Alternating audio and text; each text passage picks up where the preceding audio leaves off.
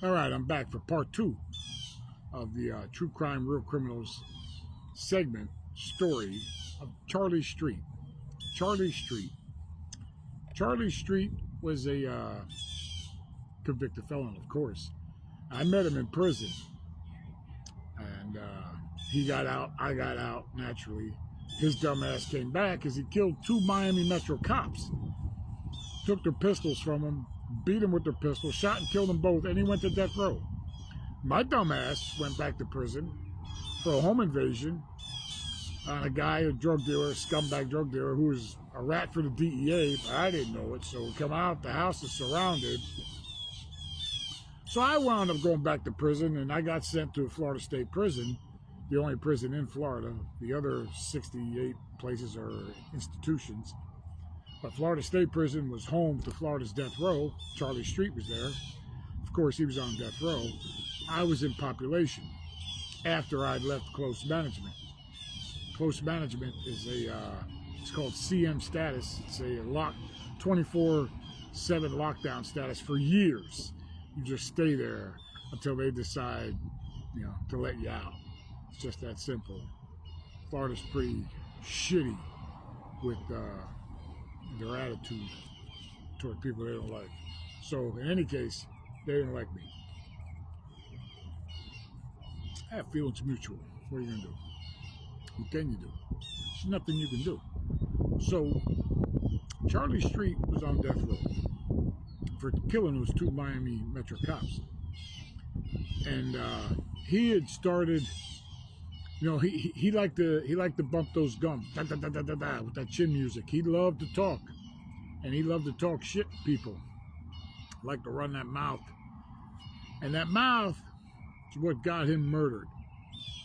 Because he ran that mouth to a couple of guys that he shouldn't have ran that mouth to. Mario Lara, who I believe is still locked up somewhere in the Florida prison system, and Hernandez, what the Angel Hernandez. Angel Hernandez and Mario Lara, they were both on the second tier with Charlie Street. Now, the new guy, Caprat, just came to death row for a triple murder he did in Tampa. And he didn't know this war that was going on, this verbal war that was going on between these guys on the road.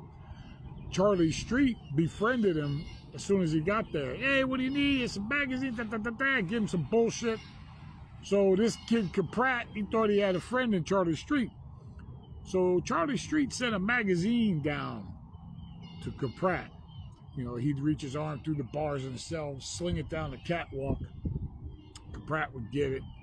Now, in between these 2 guys was Mario Lara and Angel Hernandez. Now, they were spread out. This is over 19 cells on that catwalk on 2 South, I think it was. 2 South or 2 North. It was 2 South. They were on 2 South. And, is it P-Wing? It was R-Wing. And Mario and Angel were under the belief that Charlie Street had sent a knife, a shank, in the magazine down to Caprat, and that Charlie Street was planning something. So Mario Lara sent a message out to the population. That's where I was at. And to a guy named Smokey. Now, I'm not going to give Smokey's real name. Smokey worked in the welding shop along with another guy named Chainsaw, and I'm not going to give you his real name. But Chainsaw and Smokey, they made knives for Mario Lara, and they used the welding shop job as a way to place these knives where they needed to be. Now, these knives, they were bone crushers. They had to have been close to 2 feet long, 440 steel, razor sharp one side, teeth on the other. Check this out real quick. I want to show you something. Check out the iguana.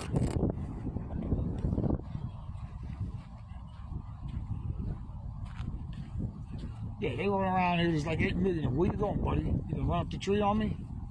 Oh yeah, you're gonna run in the bushes, right? Yeah, they're around here wild. They're everywhere. You gotta watch out. There's shit all over you too. They go up in the trees and they shit on you.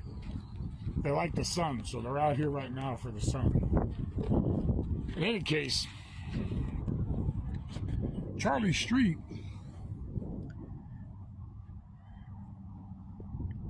he bit off more than he could chew with Mario and Angel, because Chainsaw made those knives, and he and Smokey used the ruse of having to fix the fencing on the death row yard to place those knives out there.